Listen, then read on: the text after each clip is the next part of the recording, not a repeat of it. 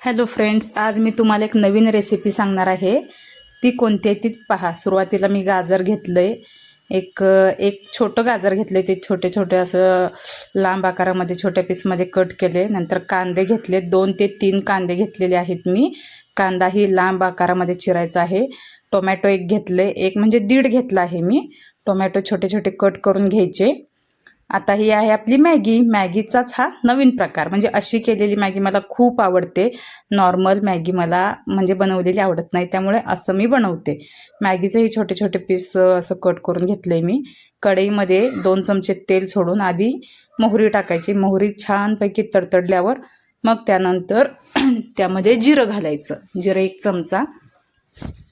जिरंही तडतडल्यानंतर मग थोडे कढीपत्त्याची पानं टाकायची. त्यानंतर लगेच आपण आपला जो कांदा होता लांब आकारामध्ये कट केलेला कांदा त्यामध्ये टाकायचा.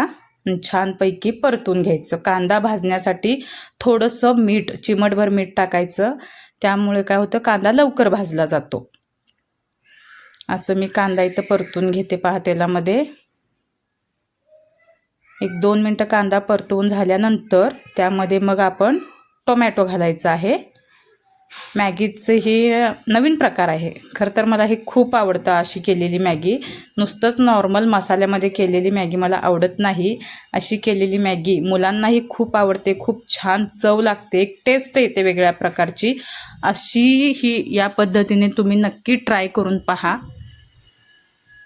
खूप खमंग स्पायसी अशी चव लागते या मॅगीची. ही पद्धत म्हणजे बरेच जण करतही असतील, पण मला या प्रकारची खूप आवडते मॅगी बनवलेली, त्यामुळे मी करते. हे पहा, टोमॅटोसुद्धा आपलं 2 ते 3 मिनटं परतून झाल्यानंतर मऊ झालेलं आहे.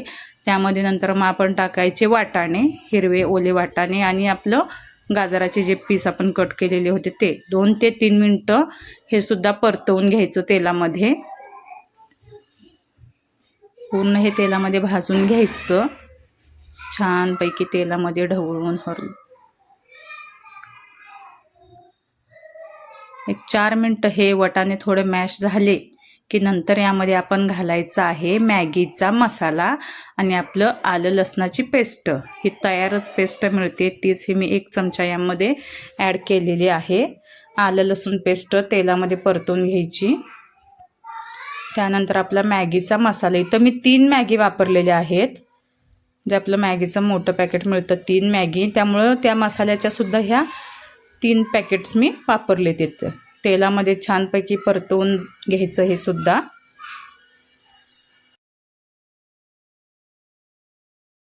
मॅगी मसाला तेलामध्ये छानपैकी 2 मिनटं असं परतून घ्यायचा.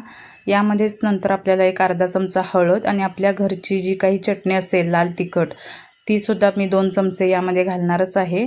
कारण थोडंसं स्पायसीपणा यावा यासाठी मी घरातली चटणी घालते.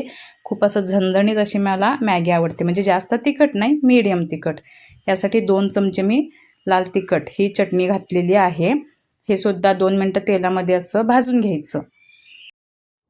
एक छोटा पाव चमचा हळद घालायची. हळद, चटणी, मॅगी मसाला छानपैकी तेलामध्ये परतून घ्यायचं 2 मिनटं. आता इथं बघा सगळं याला असं तेल सुटलेलं आहे, म्हणजे छानपैकी आपलं हे मिश्रण भाजलं गेलेलं आहे. नंतर यामध्ये तुम्ही गरम पाणी ठेवायचं 1 तांब्याभर, म्हणजेच किमान 2 ते 3 ग्लास गरम पाणी ठेवायचं. मला मॅगीला थोडंसं ग्रेव्ही सूप पाहिजे असतं, त्यामुळे मी पाणी थोडं जास्तच ठेवलं होतं. पाणी तर थंड घातलात तरी चालेल, पण गरम घातलात तरी छानपैकी त्याला कलर येतो आणि लवकर हे मिश्रण उकळतं सुद्धा. यासाठी इथं गरम पाणी वापरा. आणि या पाण्याला जेव्हा उकळी येईल, उकळी आल्यानंतर मग आपण यामध्ये थोडंसं मी चिमटभर असं मीठसुद्धा टाकलेलं आहे. कारण आपण इथं चटणी ॲड केली, तिखटपणा वाढलेला आहे, त्यामुळे थोडंसं मीठसुद्धा घालायचं. आणि हे मिश्रण उकळल्यानंतर यामध्ये आपण मॅगीचे जे तुकडे मॅगी केलेले होतं ते सुद्धा ॲड करायचं आहे. आणि छानपैकी 2 मिनटं आता याला शिजू द्यायचं. आपली मॅगी शिजू द्यायची. हे पहा, मॅगीची अजून एक पद्धत आहेच की मॅगी आधी शिजवून घेतात आणि परत ही सगळी फोडणी देऊन ती शिजलेली मॅगी अशी ती ड्राय होते. पण मला सुपी मॅगी खूप आवडते. ही साधीच मॅगी होती, पण मी याला सुपीसाठी जास्त पाणी घालते. पहा, असं टेक्स्चरसुद्धा याला कसं थिकनेस पण आलेला आहे. आपली मॅगी इथे शिजून तयार आहे. 2 ते 3 मिनटं लागतात शिजायला. वरून थोडीशी कोथिंबीर कट करून घालायची.